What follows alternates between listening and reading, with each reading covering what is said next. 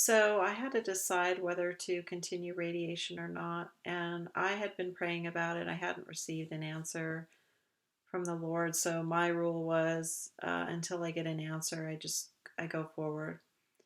So I showed up to what would be my fifth radiation treatment, and the machine was broken. So I was sitting there waiting, and they were telling me it was getting serviced and it would be a little while. So we were there for quite a long time, and then the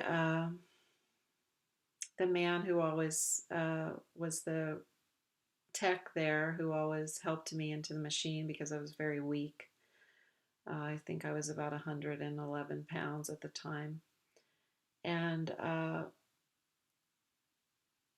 he came out and he was chatting with my mom and I while we were waiting, and he was waiting, and he was started talking about all the effects of radiation, and you know he was talking about necrotic tissue and spontaneous necrosis and all this stuff, and I was sitting there looking at my mom like, why is he talking about this terrible stuff?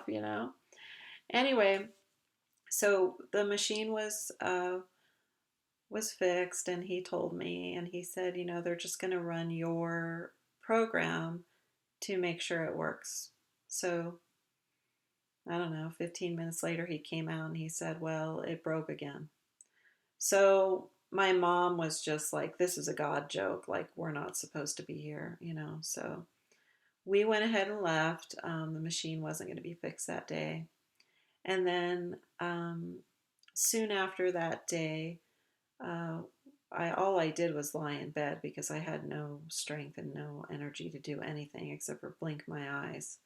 And I at this time was when I had that revelation from the Lord, and I decided to quit radiation.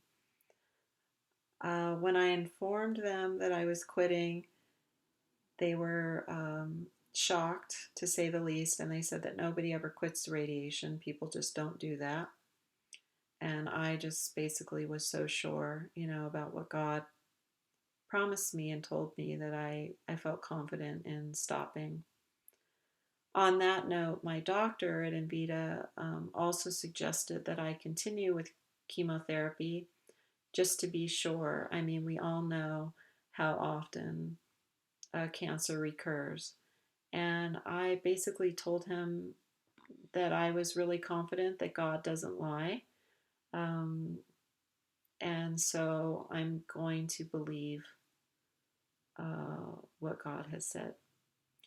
And so I stopped, and of course, had a really difficult recovery from the chemo and the radiation. Uh,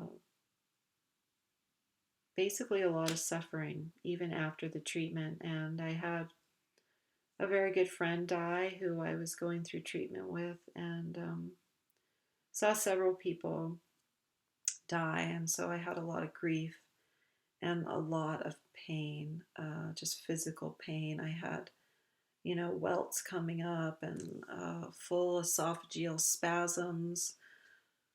It was just really rough going. So, but I just felt so grateful to God for delivering me from cancer.